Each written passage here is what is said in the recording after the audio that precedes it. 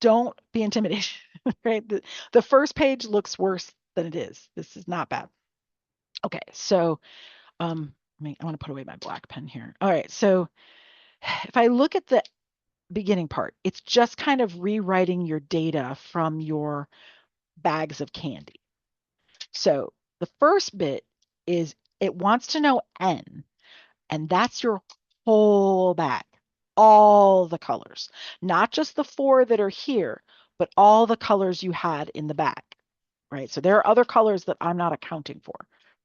So give me 1 second. This is your whole bag. So all the colors. Okay. That's your N1 and your N2. Those are your sample sizes. In case this wasn't clear, your bags were samples, right? Okay, this was a sample of M&Ms, this was a sample of Skittles. And they were not really interested in the candy. They're a metaphor, right? You pretend that they are people with different, traits or whatever. Okay, so then you write how many there were in your bag of each of these colors. Remember, none of them can be zero because zero was not allowed. You had to go buy more candy if you got a zero. So you write your X's and then you find your proportions. So you take like the number of green ones and you divide it by N1 and you're going to get a decimal. And I just made something up in the morning, but I'm going to stick with it like that. And then you don't have to show the fraction. I don't need to see the fraction. That's not what we're doing here, but it's just that's how you do it, right? You fill them out and you get decimals, right?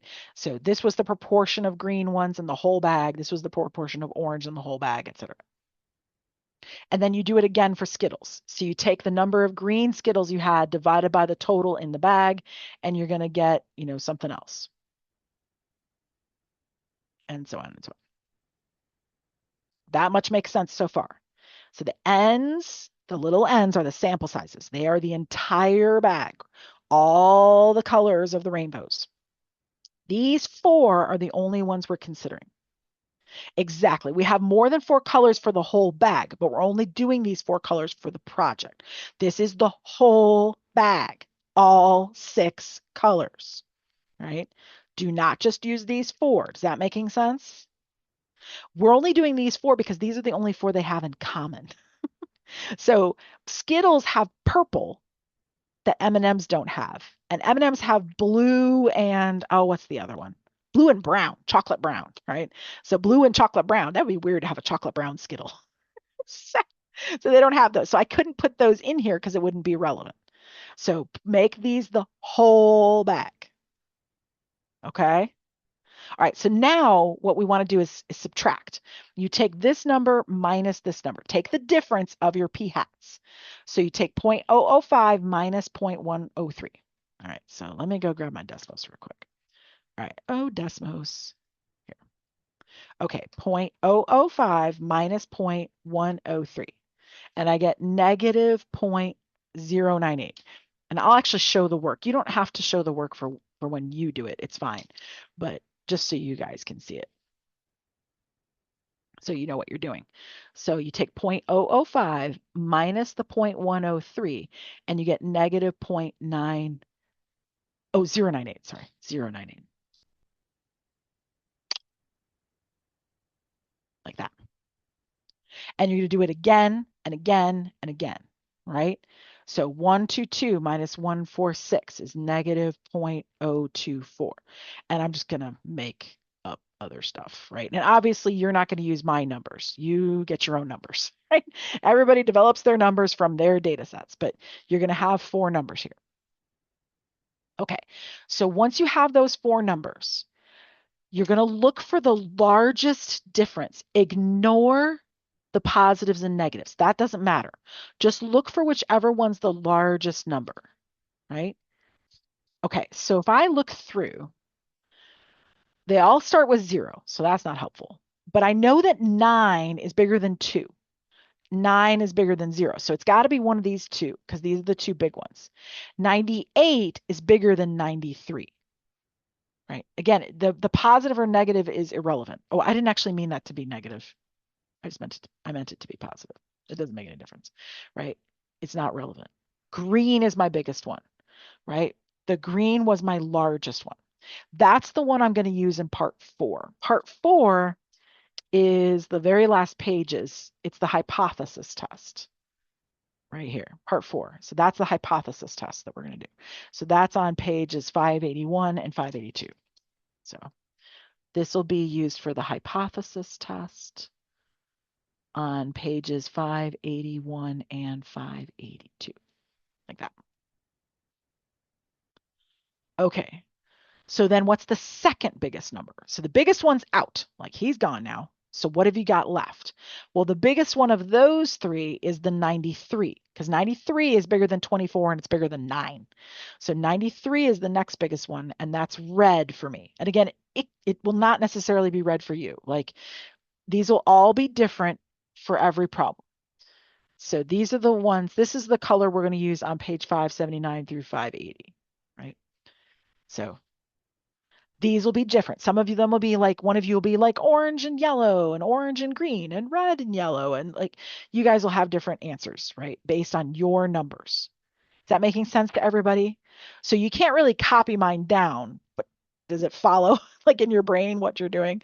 So you're going to find your proportions, subtract them, whichever one's the biggest number. Don't worry about the negatives, ignore it, but biggest number, that's the one you circle. Second biggest one goes here. All good? Questions?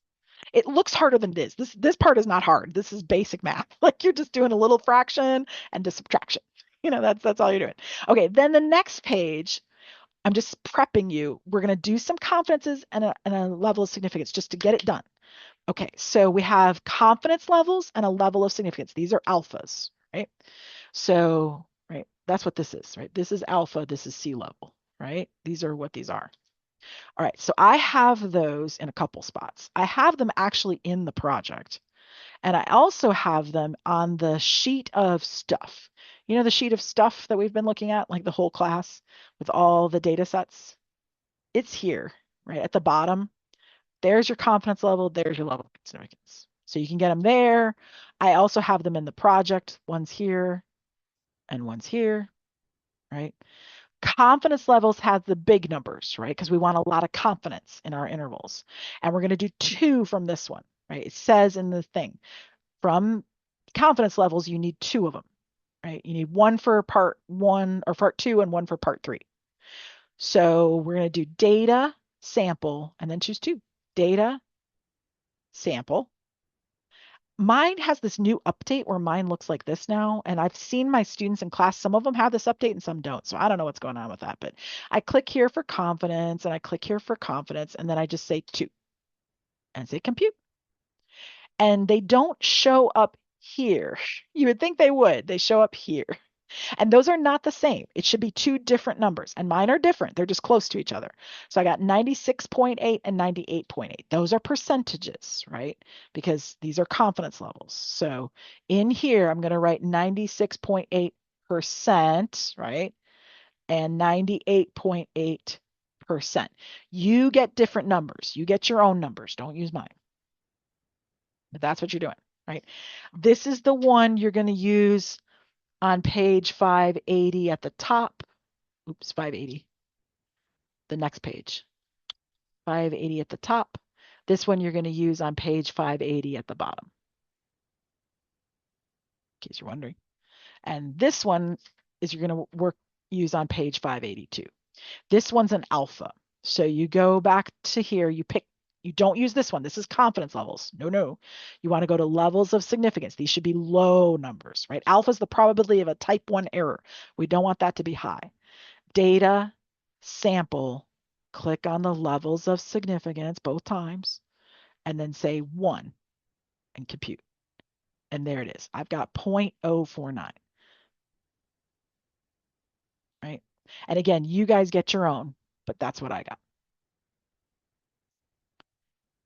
Questions on any of that stuff?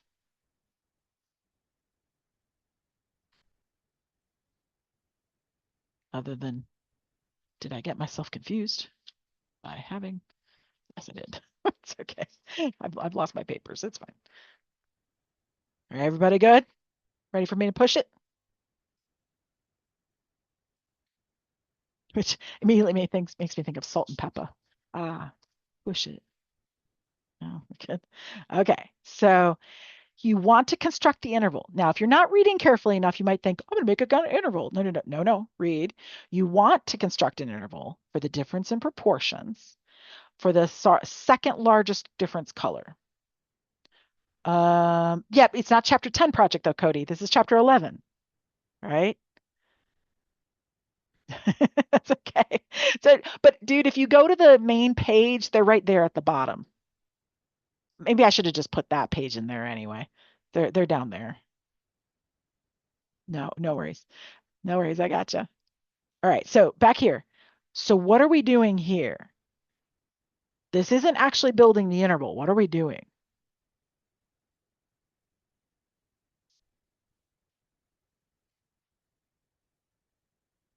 You see it? What's it telling you to do?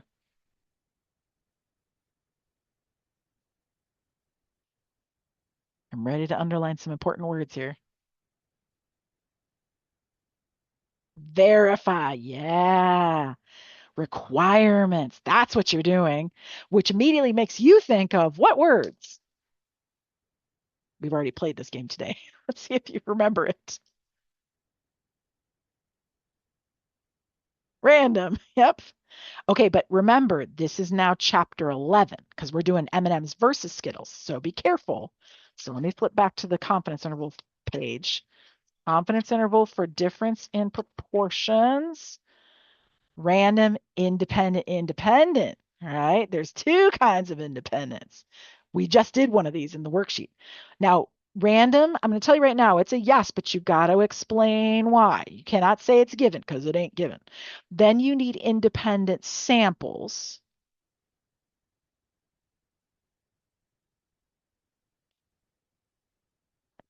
It's going to be a yes, but again, explain why.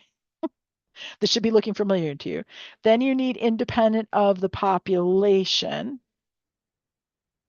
I'm going to tell you right now, it's going to be a yes, but you're going to have to prove it. This is the one where you need little n to be less than 0.05 of capital N, right? That's what you're doing, but you got to do it for two groups, right? Then you also need normal. Normal is the one that might not be yes, right? Because it's n times p hat times q hat. If it's bigger than 10, it's a yes. If it's less than 10, it's a no. And it's okay either way. Don't be surprised. Like it's no big deal. It just happens that sometimes it's a no, but you're going to fill all that. Now, is this looking familiar? Because we did one about an hour ago in the 11.1 part. Yeah. It's also in your 11 known notes, right? So look for the problems, right, that are like this. All right. Thumbs up when you wrote it all.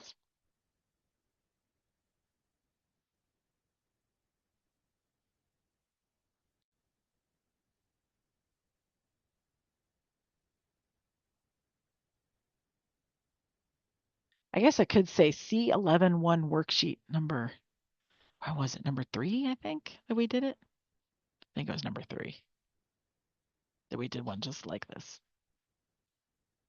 All right. Oops, I'm running out of my papers here.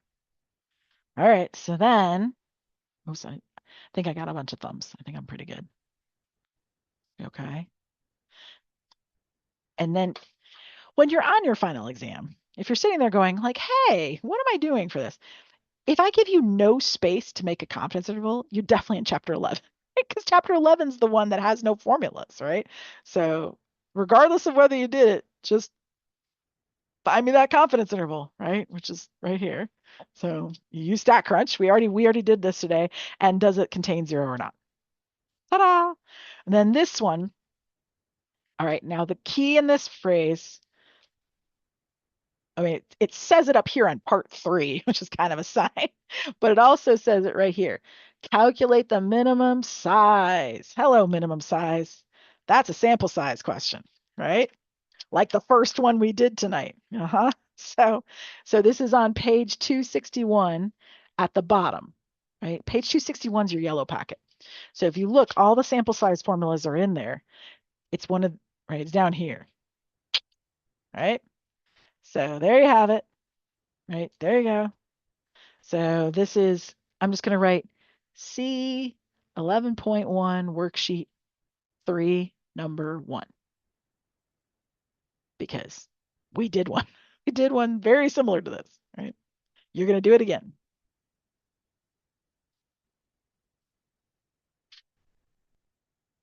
Now you see why I helped you so much with that worksheet.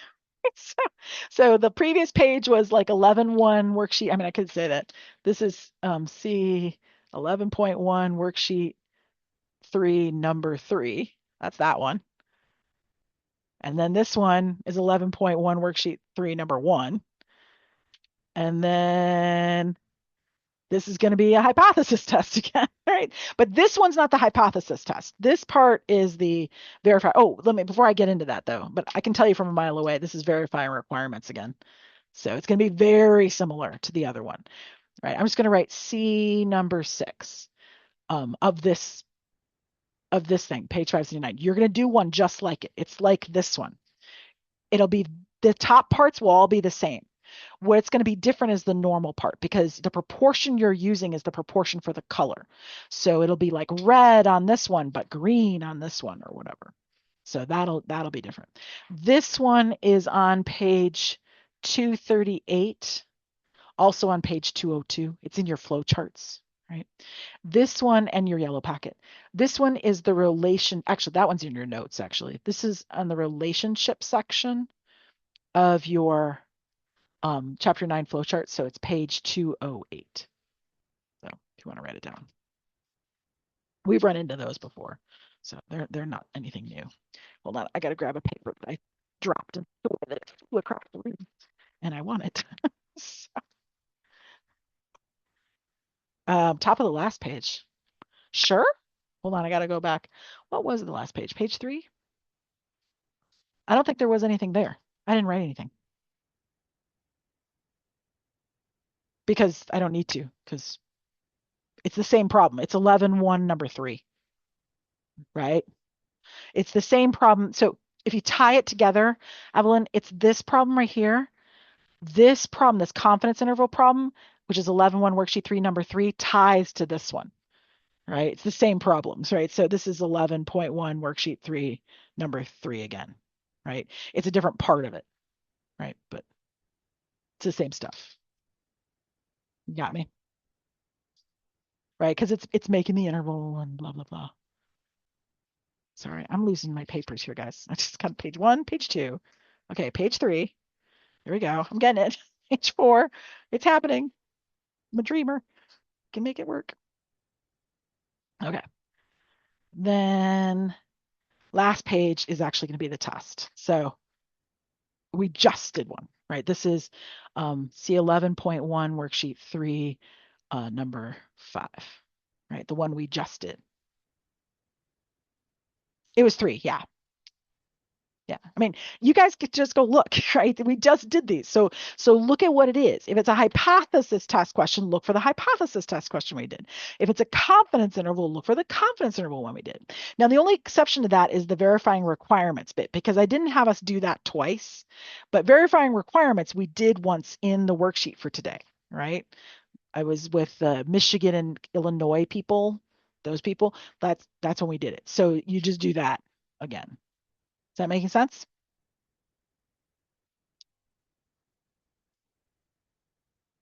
So use that worksheet that we work on today to help yourself score better on your project tomorrow, right?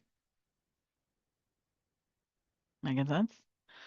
All right. So all you have to do with your group right now is one page, which is a practice of a hypothesis test, right? It's actually a different hypothesis test than this one, but that's fine.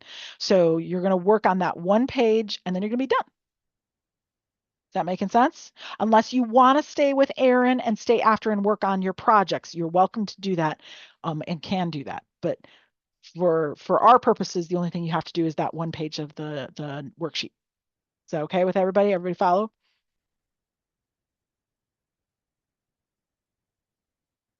Good. Okay.